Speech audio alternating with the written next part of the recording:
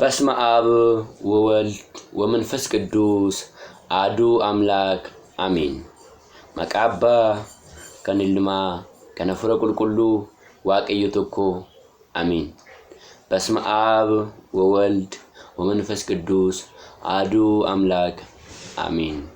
አሜን። ይትባረክ እግዚአብሔር አምላክ አበውነ ወአምላክ ቅዱሳን ለዘአብጽሐነ እስከ ዛቲ ዕለት። kabajamtoota fi jaalatamtoota maatiiwwan waaqayyo ijoollee qulqulleettii dubaroo Maariyaam kabajaa fi gargaarsa ergamtootaatiin marfamtanii kan jirtan hundi keessan iyyuu maqaa waaqayyoo qulqulluutiin nagaa waaqayyoo bakkaa fi haala jirtan hundatti nagaan isinii gaafannaa. Akkam jirtu, akkam yoo nageessan, akkam turtan. Amiin. Galateeffamuun amala isaa kan ta'e waaqni abbaa keenya fayyisaan keenya Iyesuus Kiristoos osoo akka cubbuu keenya, akka badii keenya, akka yakka keenya osoo hin ilaalin akka arjummaa fi akka jaalala isaatti guyyaa har'aatiin kan nu ga'e, guyyaa amma itti galateeffannu kana guyyaa kanaan kan nu ga'e, maqaan isaa kan galateeffamee fi kan eebbifamee nuuf haa ta'u. Amiin. Adda hin baatuti ati teenya ati qulqullootaa kennaan fannoo jalaa qulqulleettiin dubaroo Maariyaam. Qulqulleettiin dubaroo Maariyaam akka kennaa fi kabaja isheetti kan galateeffamee fi kan kabajamte nuuf haa taatu. Amiin. Kan kabaja qabaniif kabaja kennaa akkuma jedhu macaafni qulqulluun qulqulloota ergamootaa, qulqulloota tolootaa, qulqulloota dukkabootaa, toltoota waaqayyoos dabalatee akka kennaa fi kabaja isaanitti kan galateeffamanii fi kan eebbifaman nuuf haa ta'an. Amiin. Akka fedhaa fi eeyyama waaqayyootti sa'aatii kanaan geenye irraati. Egaa amma kan waliin ilaallu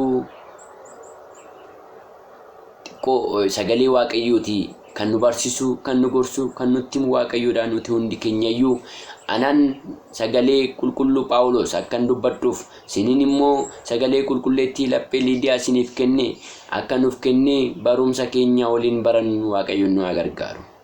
Egaa wangeelaa Yohaannis boqonnaa 12 lakkoofsa 13 Waasaayinaa mootii Israa'el inni maqaa waaqayyootiin dhufu eebbifamaadha yookiin galateeffamaadha jedha.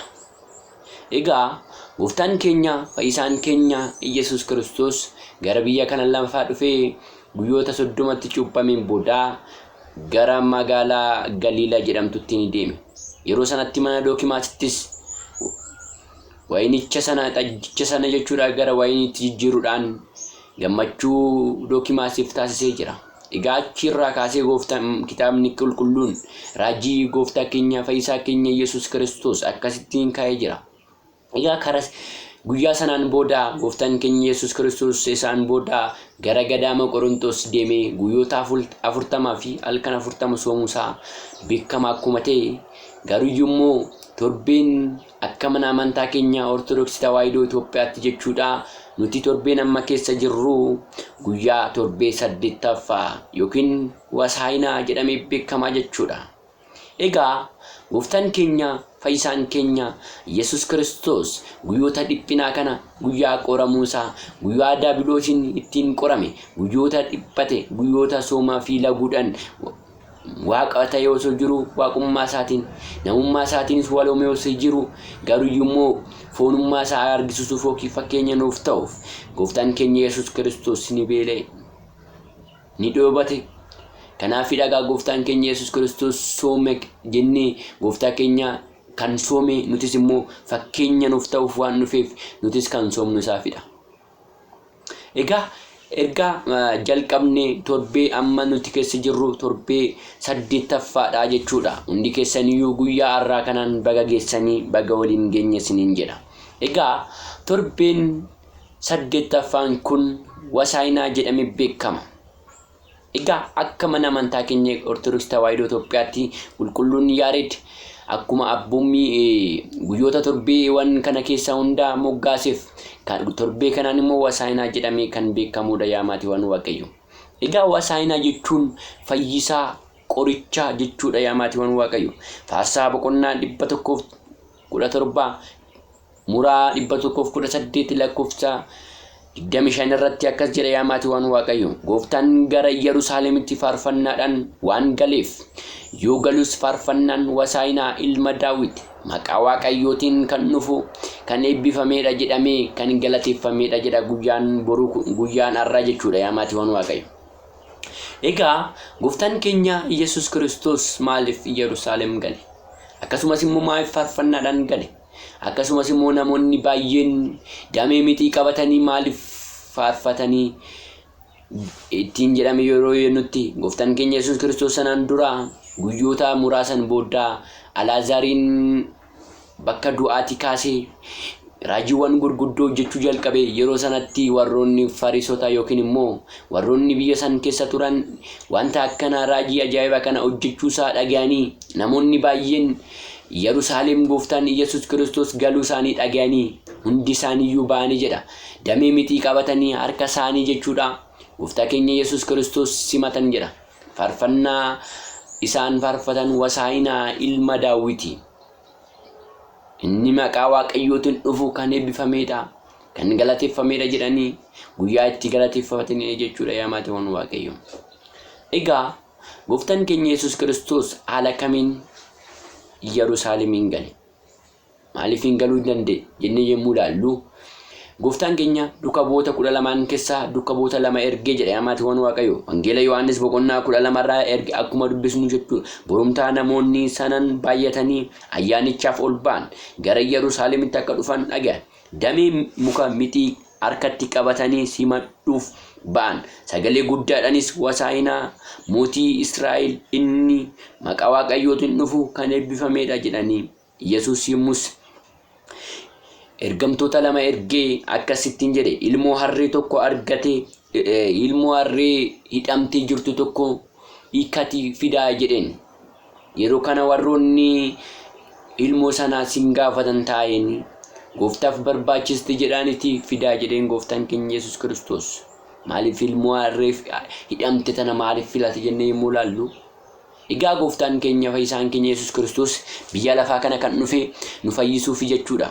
Warroota hidhaman hidhaa keessa baasuuf warroota seexanaan hidhamne jirra waan ta'eef dhaloonni ilmi namaa hundiyyuu yeroo sanatti seexanaan hidhamee waan jiruuf garummaa seexanaa san barbadeessuufidha jechuudha. Kanaaf fakkeenya nu ta'uuf ilmoo harree kanaan kan fidaa jedheen. Yeroo kana isaanis akkuma ergaa isaa raawwatanii ilmoo harree fidanii fi gooftaan keenya Yesuus Kiristoos gara Hosaa'inaa ilmoo harree irra taa'ee galuudhaan yeroo galu sanatti jedha warroonni Fariisota yookiin warroonni achi turan suni hundi isaaniiyyuu ba'anii raajii isaa kana dhaga'anii jiru waan ta'eef raajii inni raawwatu kana dhaga'anii waan turaniif ajaa'iba inni raawwatu kana dhaga'anii waan turaniif yeroo sanatti isaan karaa irratti ol ba'uudhaan muka mitii yookiin damee Wangeela Maarqos irras boqonnaa 11 bal'inaan ni argattu yaa maatii waan Waaqayyo. Akkasumas faarsaa 117 irratti muuraa 118 irratti sirrittiin bal'inaan ni jira jechuudha.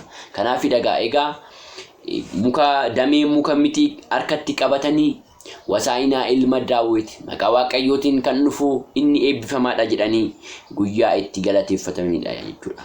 Yeroota kanatti jedha yaa maatii waan Waaqayyo Fariisonni yookiin immoo loltoonni mootummaa baay'een isaanii wanta uummanni wanta hojjetu kanatti baay'ee isaanii hin simanne baay'ee isaanii aaru ture.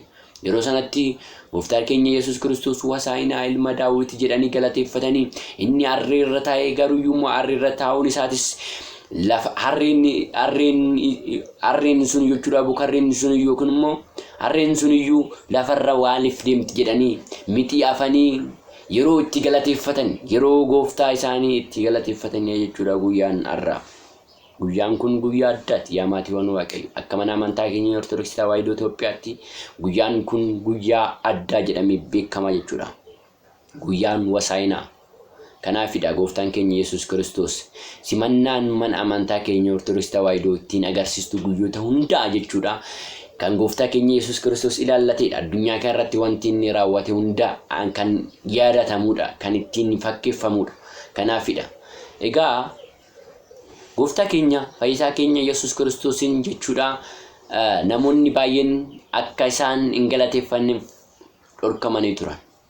Yeroo sanattidha namoonni yaa dhorkamaniyyuu malee garuu yommuu jedha gaara siinarra kan jiru dhakaan siinarra jiru gadi bu'ee wasaayinaa ilma Daawit maqaa Waaqayyootiin kan dhufu eebbifamaadha jedhee guyyaa itti galateeffatedha. Guyyaa addaati jechuudha yaa maatiiwwan Waaqayyo. Guyyaa kanaan kan nu ga'e gooftaan keenya cubbuu keenya yakka keenya badii keenya osoo hin ilaalin guyyaa har'aatiin kan nu ga'e maqaan isaa kan galateeffamee fi kan eebbifamee nuuf haa ta'u. Amiin. Isinittiin baay'isutti kan nu barsisee kan nu gorsee kan nutti hime maqaan Waaqayyoo kan eebbifamee fi kan galateeffamee nuuf haa ta'u.